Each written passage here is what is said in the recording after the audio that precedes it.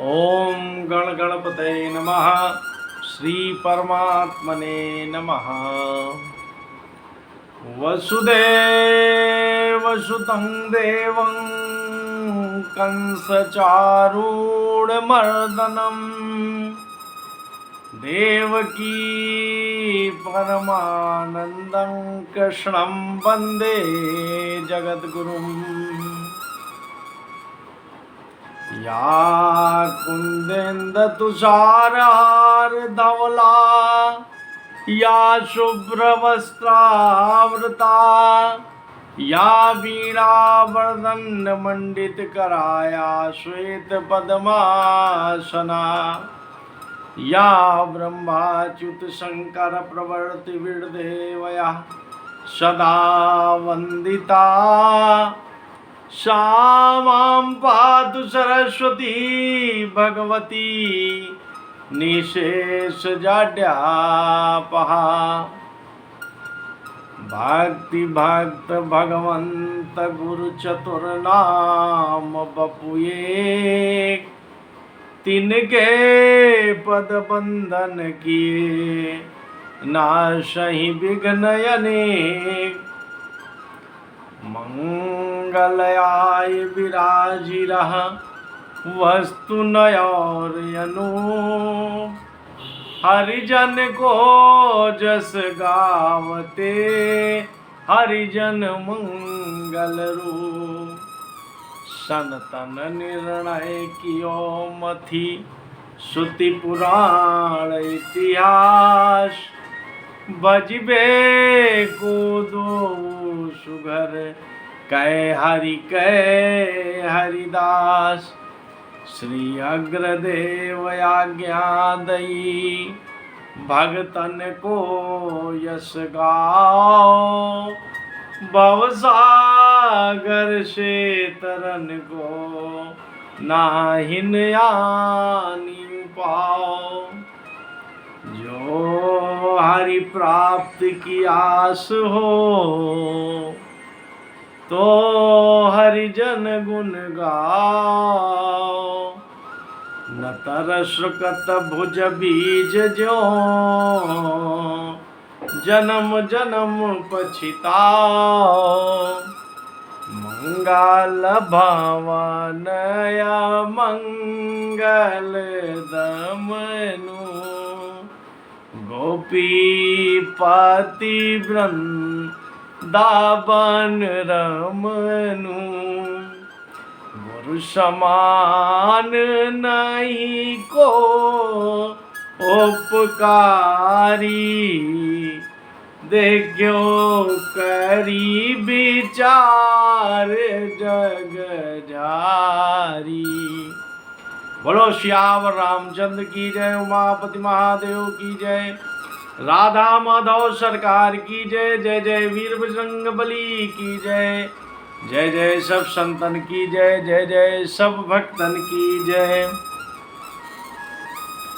श्री पयहारी श्री कृष्णदास जी महाराज।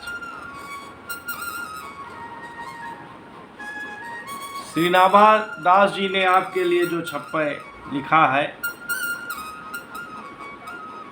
निर्वेद अवधि कलि कृष्णदास अन परिहरि पै पान कियो। जाके सिर कर धर्यो ताशु कर तर नहीं अड्यो। आप्यो पद निर्वाण शोक निर्भय करियाड्यो। तेज पुंज बल भजन महामुनि उरधरेता। सेवत चरण सरोज राय राना भुई जेता। दहिमा वंश दिन कर उदय संत कमल ही सुख दियो, निर्वेद अवधि कली कृष्णदास अन परिहरि पय पान कियो। श्री पयहारी श्री कृष्णदास जी महाराज की जय। जयपुर में गलता नामक एक प्रसिद्ध स्थान है जो गलव ऋषि का आश्रम माना जाता है। वहाँ वैष्णव संतों की गद्दी है जो गलता गद्दी के नाम से प्रसिद्ध है। एक समय वहाँ स्वामी श्री कृष्णदास जी के नाम से प्रसिद्ध संत थे। इन्होंने जीवन में अन्न का त्याग कर दिया और केवल दुग्ध का ही आहार लेते रहे। इसलिए से इनका नाम पयहारी हो गया। पयहारी महाराज सिद्ध संत थे। एक बार आप विचरण करते हुए कुल्लू की पहाड़ियों की ओर चले गए और कुल्लू की पहाड़ियों में आप तपस्या में रत हो गए। अब वहां पर निर्जन स्थान था। वहां पर आपके खाने पीने के लिए आपको आहार दूध चाहिए, तो दूध की व्यवस्था कैसे हो। मगर भगवान की ऐसी लीला कि वहीं पर एक ग्वाला नित्य प्रत अपनी गायों को चराने के लिए आता था और श्री पयहारी जी के देखते देखते एक गाय पयहारी जी की गुफा में आई और उसके स्तन से दुग्ध का स्राव हो रहा था। तब श्री पयहारी जी ने भगवान की कृपा समझकर उस दुग्ध को अपने कमंडलू में इकट्ठा कर लिया और उसे भगवान का भोग समझकर आपने पान कर लिया। अब क्या था, रोज वो ग्वाला गायों को लेके आता और वो गाय आपके गुफा में आती और आपके भोजन की व्यवस्था, आपके पेय की व्यवस्था हो जाती। इस तरह से एक दिन उस ग्वाले ने देखा ये जो हमारी गाय है ये इस गुफा में रोज क्या करने जाती है। तो वो ग्वाला भी धीरे धीरे धीरे धीरे उस गाय के पीछे हो लिया और गाय ने नित्य प्रत की तरह जाकर संत भगवान को अपना दूध प्रदान कर दिया। ये सब खड़ा ग्वाला अचंभित देखता रहा। जब गाय वहां से चली गई तो ग्वाला श्री पयहारी जी को सिद्ध संत जानकर उनके चरणों में गिर पड़ा। अब पयहारी जी तो सिद्ध ठहरे। उन्होंने उस ग्वाले को कहा कि तुम कुछ हमसे वरदान मांग लो। तब उस ग्वाले ने कहा, प्रभु हमारे दूध पूत की सारी पूर्ति है, हमको कुछ नहीं चाहिए। हम बहुत प्रसन्न हैं, हम मस्ती से हैं। अगर आप कुछ देना ही चाहते हैं तो हमारे जो राजा हैं उनका राज्य छिन गया है, आप उनको राज्य प्रदान कर दें। तो श्री पयहारी जी ने कहा कि ठीक है, हम तुम्हारी भगवत भक्ति से और देश प्रेम से बहुत खुश हैं, हम तुम्हारा कार्य अवश्य पूर्ण करेंगे। तुम अपने राजा को लेकर हमारे पास आओ। तब उस समय कोल्लूपुर के राजा का राज्य छिन जाने की वजह से वो गुफाओं में ही निवास करते थे।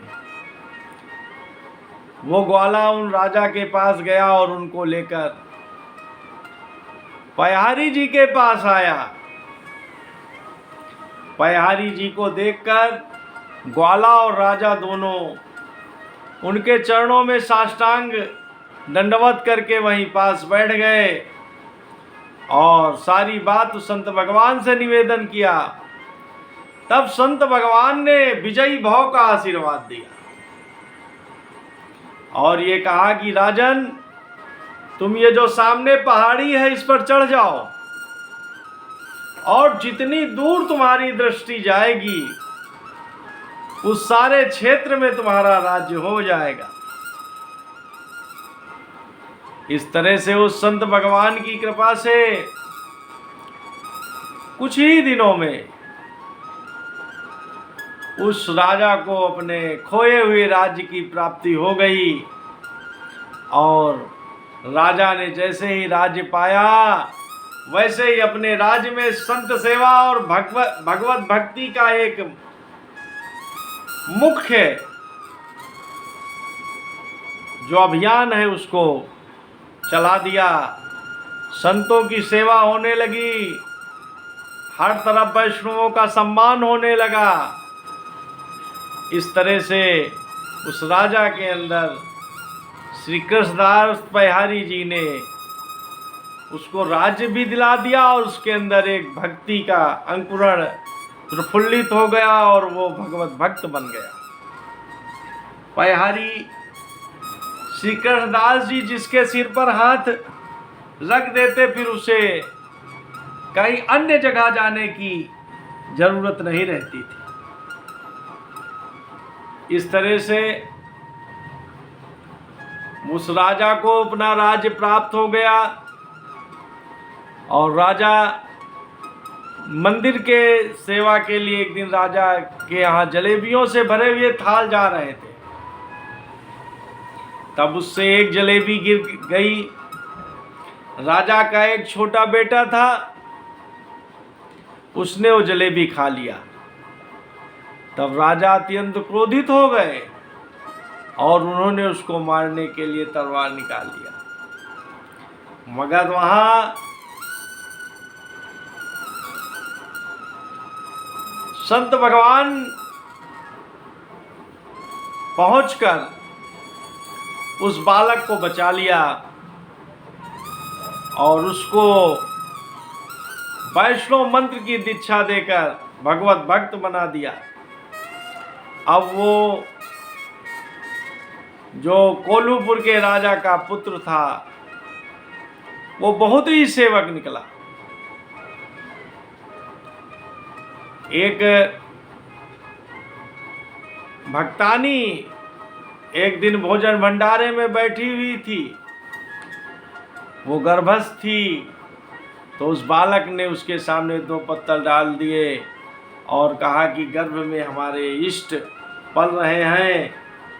इस तरह से उन्होंने अपने भगवत भक्ति को प्रदर्शित किया।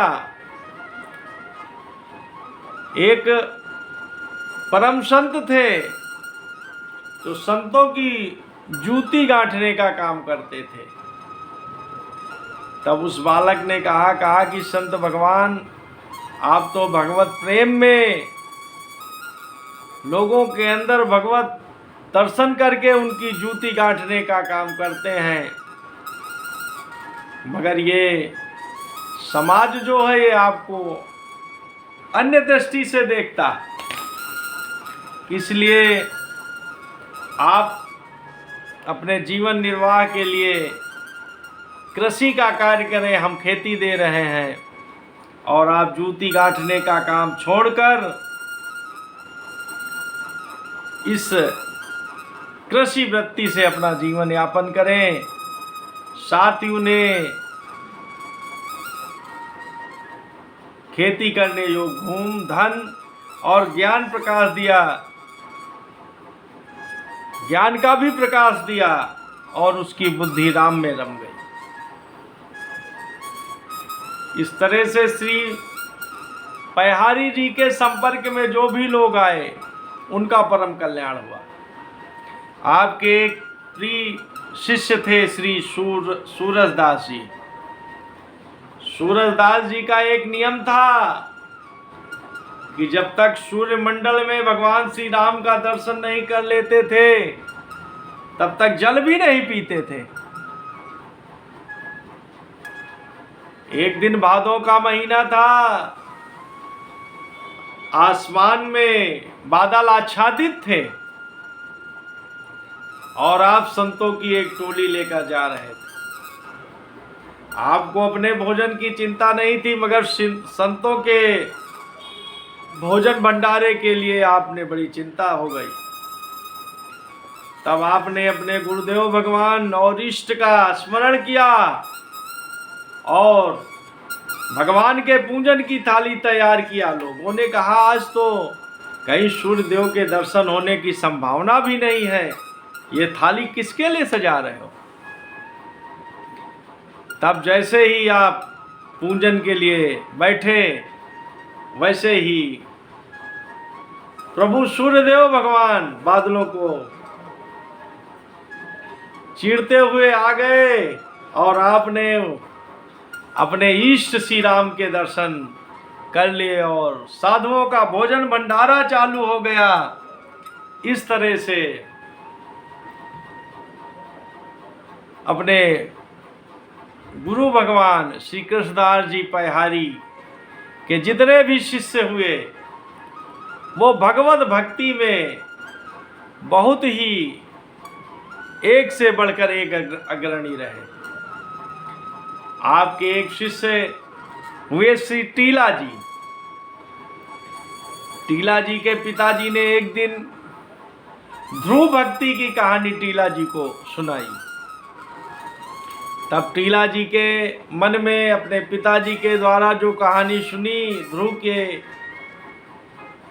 प्रकाश की, उससे उनके मन में भक्ति का भाव जागरण हो गया और उन्होंने कहा कि हम भी तपस्या करके भगवान को प्रसन्न करेंगे। जब इस तरह की दृढ़ भक्ति उनके मन में देखकर माता पिता ने उनको तपस्या की आज्ञा दे दिया। तब फिर रास्ते में हनुमान जी मिले और उन्होंने वृंदावन में ध्रुव टीला पर उनको तपस्या करने के लिए कहा। तब श्री टीला जी वृंदावन में ध्रुव टीला पर तपस्या करने के लिए चले गए और कुछ ही दिनों में उन्होंने अपनी साधना से भगवत दर्शन प्राप्त कर लिया। फिर टीला जी श्री पैहारी जी के संपर्क में आए। तब पैहारी जी ने उनको वैष्णव मंत्र की दीक्षा देकर उनका नाम श्री साकेत निवासाचार्य रख दिया। श्री साकेत निवासाचार्य जी ने बहुत दिनों तक गलता गद्दी में रहकर श्री पैहारी जी की सेवा किया और फिर उनकी आज्ञा से भारत में तीर्थों का भ्रमण करते और भगवत भक्ति का प्रचार करने के लिए निकल पड़ते। इस तरह से पैहारी श्री कृष्णदास जी के बहुत ही उत्तम चरित्र हैं। ये बहुत ही सिद्ध संत थे और जो भी इनके संपर्क में आए वो ही सिद्ध हो गए और उनके संपर्क में जो आए उनका भी कल्याण हो गया।